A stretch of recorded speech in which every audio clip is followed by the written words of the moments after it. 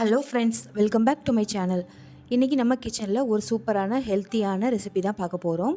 ராகி முருங்கைக்கீரை அடை எப்படி செய்கிறதுன்னு பார்க்கலாம். இது ரொம்ப ஹெல்த்தியாகவும் இருக்கும். அதே சமயத்தில் ஒரு 10-15 நிமிஷத்துலேயே நீங்கள் சூப்பராக ரெடி பண்ணிடலாம். இது காலையில் பிரேக்ஃபாஸ்ட்டுக்கும் சரி, டின்னருக்கும் சரி ரொம்ப சாஃப்டாகவே சாப்பிட்றதுக்கு ரொம்ப நல்லாயிருக்கும்.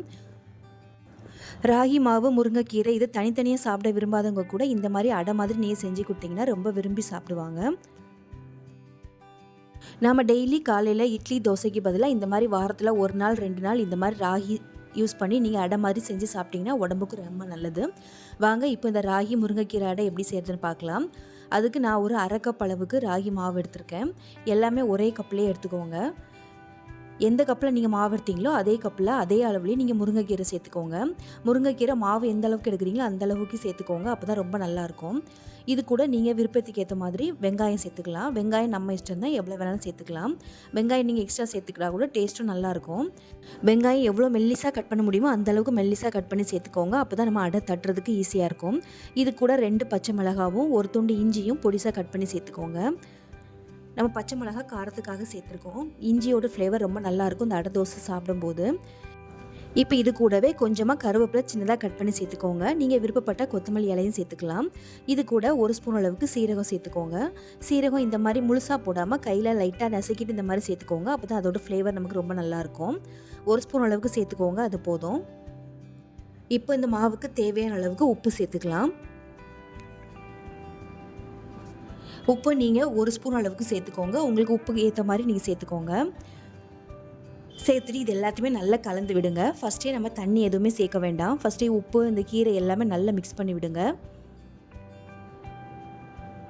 ஃபஸ்ட்டே நம்ம தண்ணி சேர்த்துட்டோன்னா தண்ணியோட அளவு நமக்கு கரெக்டாக தெரியாது. இப்போ இந்த மாதிரி நீங்கள் அழுத்தி அழுத்தி பிசைஞ்சு விடும்போது வெங்காயத்தோட தண்ணி நமக்கு அதில் வரும். அதனால் பார்த்து சேர்த்துக்கோங்க.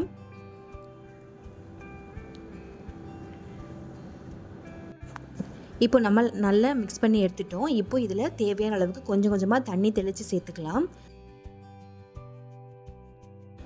இந்த மாதிரி கொஞ்சம் கொஞ்சமாக தெளித்து சேர்த்துக்கோங்க. ஃபஸ்ட்டே மொத்தமாக ஊற்றிடாதீங்க, அப்புறம் தண்ணி ரொம்ப ஜாஸ்தி ஆகிடும். நமக்கு இதில் 1லேருந்து 1.25 டம்ளர் அளவுக்கு தண்ணி தேவைப்பட்டிருக்கு. 1 கப் அளவுக்கு நம்ம மாவு எடுத்துருக்கோம். இதை நம்ம சப்பாத்தி மாவு பதத்தில் பிசைய தேவையில்லை, அதை விட கொஞ்சம் தளர்வாகவே பிசைஞ்சிக்கோங்க.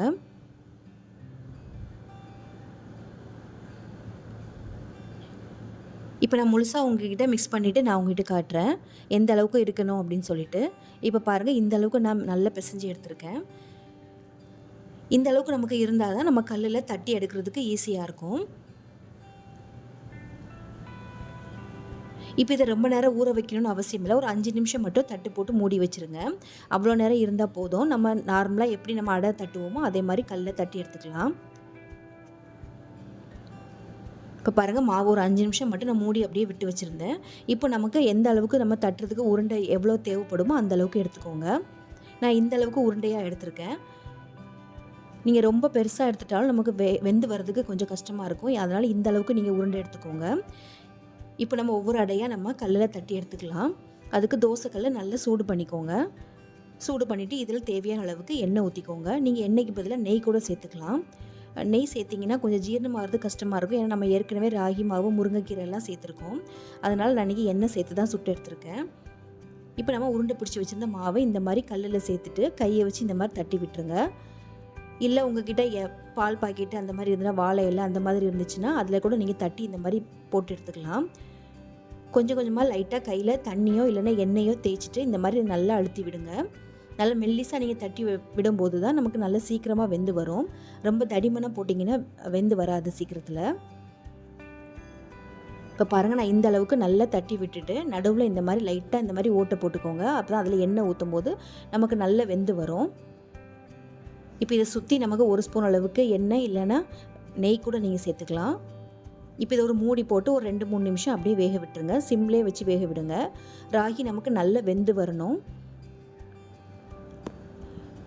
இது நமக்கு நார்மல் அடை மாதிரி இல்லாமல் இது ஒரு எக்ஸ்ட்ராவே டைம் எடுக்கும் நமக்கு நல்லா வெந்து வரதுக்கு. அப்போ தான் இதோட டேஸ்ட்டும் ரொம்ப நல்லாயிருக்கும். இப்போ 2-3 நிமிஷம் கழித்து மறுபடியும் திருப்பி விட்டுட்டு மறுபடியும் ஒரு 2-3 நிமிஷம் வேக விட்டுருங்க. அடுப்பை ஃபுல்லாக சிம்லேயே வச்சு வேக விடுங்க.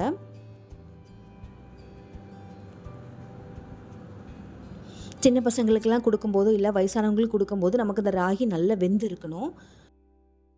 சரியா நமக்கு இந்த தோசை வெந்து வரலன்னா, கண்டிப்பா ஜீரணமாகாது அவ்வளோ சீக்கிரத்தில. அதனால நல்லா வேக வச்சு எடுத்துக்கோங்க. இப்போ பாருங்க மறுபடியும் 2, 3 நிமிஷம் ஆயிருக்கு. ஆயிட்டு அவ்வளோதான். இப்போ நம்ம தோசையை எடுத்துறலாம். பாருங்க நமக்கு சூப்பரா நமக்கு ராகி முருங்கைக்கீரை அடை ரெடி ஆயிடுச்சு. இதே மாரி எல்லாத்தையுமே நம்ம தட்டி எடுத்துக்கலாம். நான் அன்னைக்கு எடுத்திருந்த மாவு அளவுக்கு 6லேருந்து 7 அடை நமக்கு கிடைச்சிது. உங்களுக்கு எந்த அளவுக்கு தேவையோ அந்த அளவுக்கு நீங்க சேர்த்துக்கோங்க. நான் அன்னைக்கு 250 கிராம் அளவுள்ள கப்பில 2 கப் அளவுக்கு எடுத்துக்கிட்டேன். இந்த அடை தோசை நமக்கு ஆளுக்கு 2 சாப்பிட்டாலே போதும். வயிறு ஃபுல்லாயிடும். அதே சமயத்தில ஹெல்த்தியா சாப்பிட்ட திருப்தியும் நமக்கு இருக்கும். இப்போ பாருங்க நான் ஃபர்ஸ்ட்டு சுட்ட தோசையை உங்களுக்கு பிச்சு காட்டுறேன். எவ்வளோ சாஃப்ட்டா நல்லா இருக்குன்னு பாருங்க. இது எவ்வளோ நேரம் ஆனாலும் நல்லா சாஃப்ட்டா சாப்பிட்றதுக்கு ரொம்ப நல்லாவே இருக்கும்.